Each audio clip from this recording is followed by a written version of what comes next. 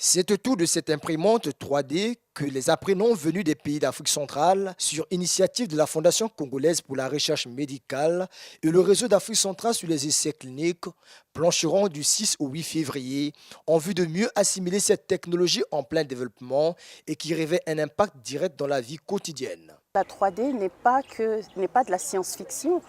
Aux États-Unis, comme il a été dit, aux États-Unis et en Europe, on construit aujourd'hui des maisons en 3D et nous, les pays africains, ne se l'approprient pas, alors qu'elle permettrait de résoudre beaucoup de problèmes.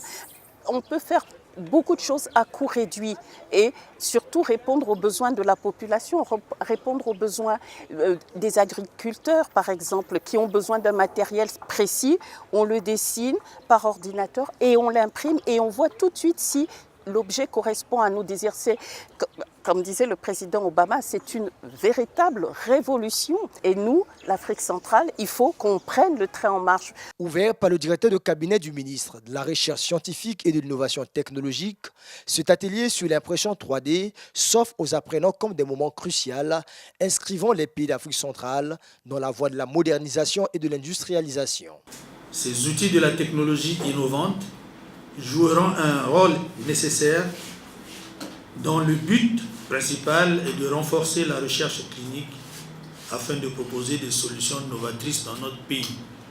Financé par le réseau d'Afrique centrale sur les essais cliniques, cet atelier, animé par des experts venus de l'Allemagne, des États-Unis d'Amérique, incite à la créativité, à l'innovation pour permettre aux jeunes de la sous-région d'Afrique centrale de révolutionner positivement leur environnement.